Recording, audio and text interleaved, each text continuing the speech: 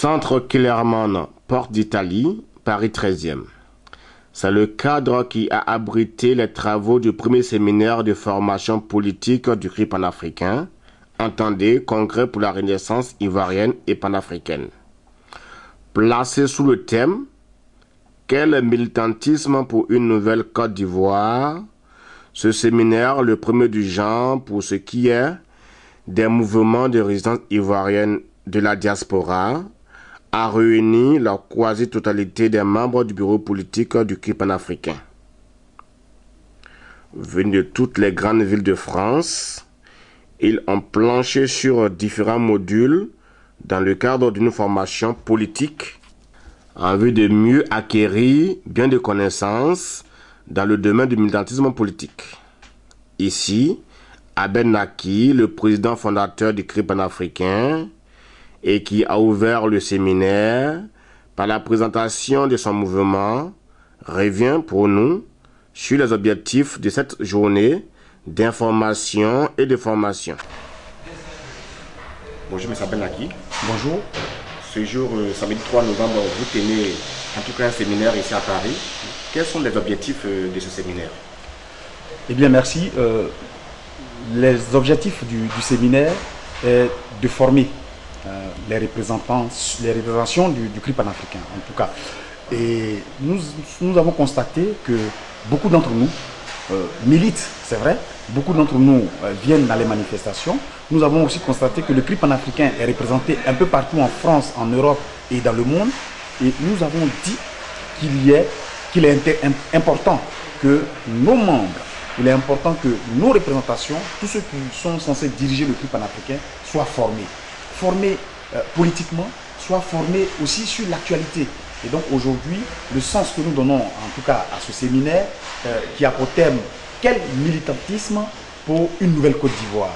Aujourd'hui, nous nous rendons compte qu'il faut qu'il y ait une nouvelle Côte d'Ivoire. Pas celle de Dramane Ouattara, pas celle que nous vivons aujourd'hui. Il faut une nouvelle Côte d'Ivoire. Mais cette nouvelle Côte d'Ivoire doit exister avec les fils et les filles de ce pays, mais qui sont formés politiquement, formés de façon militante.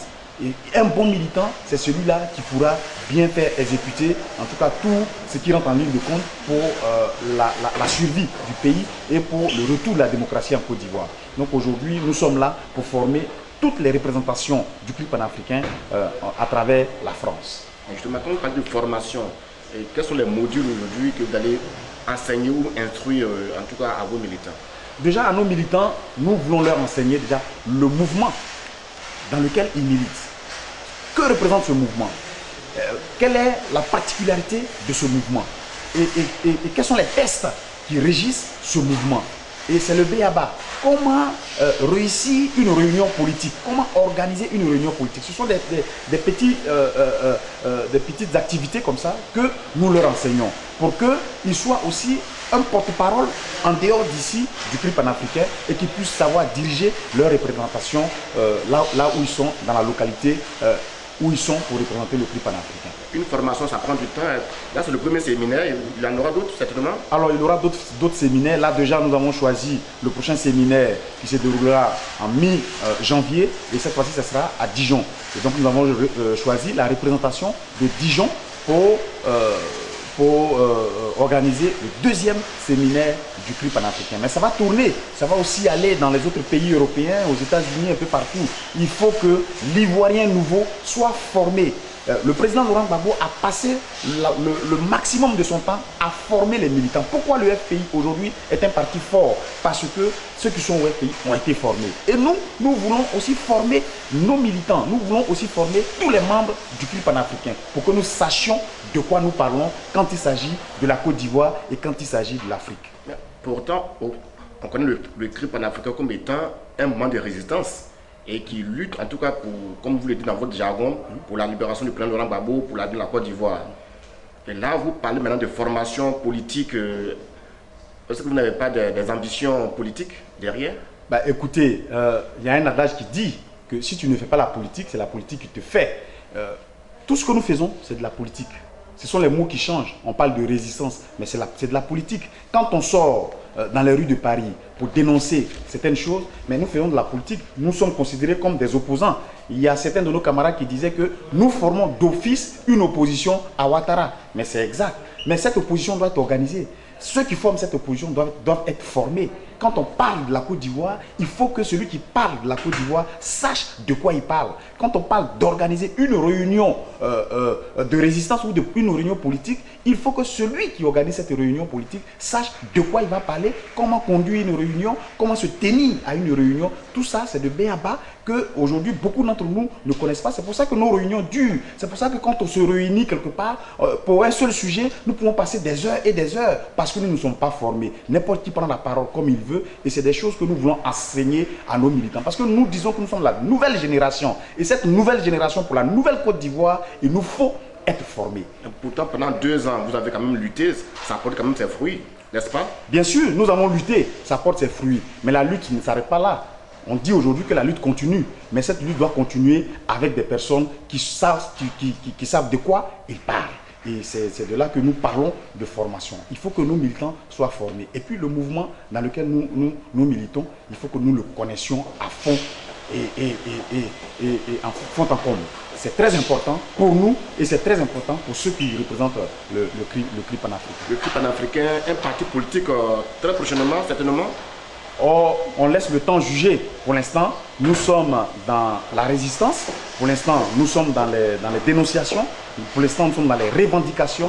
Mais il peut arriver que plus tard, quand la Côte d'Ivoire sera libérée, qu'on crée peut-être un parti politique. Parce que quand on parle déjà de parti, ça veut dire qu'on se met à part. Est-ce qu'en se mettant à part, on peut arriver à libérer toute la Côte d'Ivoire? Je dis que non. Pour l'instant, nous ne sommes pas dans cette logique de parti politique. Nous sommes un mouvement politique de libération. Ça, je suis d'accord avec ce terme. Mais nous ne sommes pas encore des partis politiques. Et nous sommes en train de nous former. Nous nous formons pour la nouvelle Côte d'Ivoire. Et si la nouvelle Côte d'Ivoire doit passer par la création d'un parti politique, certainement, nous le ferons, mais pas pour l'instant. Un message pour ceux qui ne vous connaissent pas encore ou qui hésitent à vous rejoindre, certainement. Je voudrais leur dire tout simplement qu'ils voient et les regardent. Je lis un livre dans lequel il est écrit « Mes yeux ont vu, mes oreilles ont entendu, mes yeux ont vu ».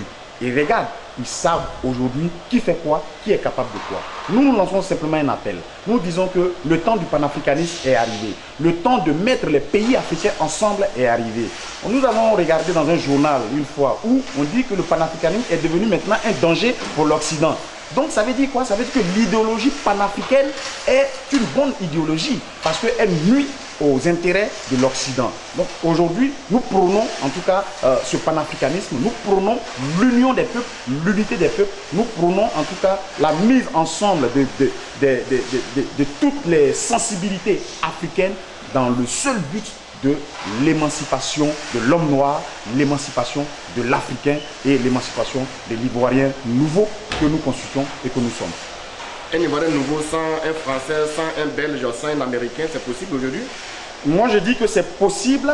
C'est possible, on peut développer nos pays sans ces personnes-là. Mais quand on dit sans, ça ne veut pas dire qu'on ne traite pas avec eux. Le président Laurent Gbagbo le disait, qu'il faut que nous ayons aujourd'hui et maintenant des relations d'égal à égal. Nous avons le cacao, nous allons le vendre aux Belges, nous allons le vendre aux Suisses et aux Français. Mais pas les Français, ce n'est pas aux Français de fixer le prix de nos ressources. Donc aujourd'hui, c'est vrai, nous avons les capacités de nous développer, mais en partenariat, mais pas dans une soumission. Nous refusons maintenant d'être soumis. Nous refusons maintenant qu'un autre pays, comme se considérant plus fort qu'un autre, vienne imposer ses lois et dicter ses lois à un autre pays qui est considéré plus faible. Nous ne sommes pas des pays faibles, nous sommes des pays forts, nous sommes des pays riches. Et nous luttons pour justement l'émancipation des peuples et nous luttons aussi pour la souveraineté des peuples africains. Le président Gbagbo certainement va être jugé bientôt par la CPI. Le CRI panafricain, qui est quand même le premier mouvement de résistance en France ici, se mue en parti politique certainement prochainement. C'est un aveu. Vous pensez que la résistance est terminée? Le soutien à Gbagbo c'est terminé? Il faut maintenant que vous cherchiez? Ah non, je n'ai pas parlé tout à l'heure de parti politique, de création des partis politiques. Nous ne sommes pas en train de créer un parti politique.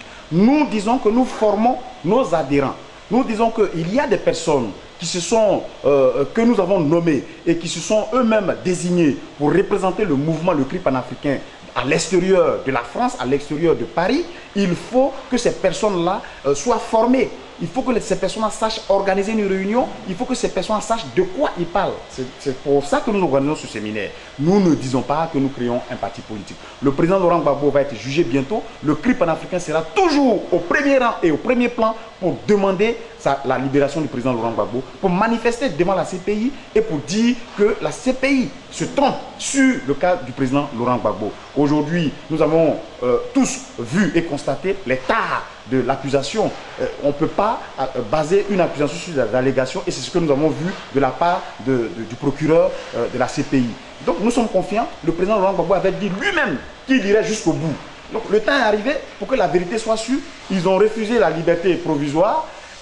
Nous sommes toujours dans le combat, la lutte continue et nous attendons que ce procès-là, on puisse nous donner une date afin que le président Laurent Gbagbo comparaisse et qu'il dise au monde entier ce qui s'est passé. Tous les coups de fil qu'il a reçus, tous ceux qui sont rentrés dans les tractations, qu'ils disent et qu'ils déversent ça aux yeux du monde entier, comme c'est ce que la CPI veut, et nous irons jusqu'au bout avec le président Laurent Gbagbo. Rappelons que le CRI panafricain, premier mouvement de résistance ivoirienne de la diaspora, né suite à la chute du pouvoir du président Laurent Gbagbo le 11 avril 2011, compte 11 sections en France, 4 en Europe, 3 en Afrique et 2 sections aux États-Unis. Il revendiquerait, selon les responsables, entre 8 000 et 10 000 sympathisants à travers tout le monde entier.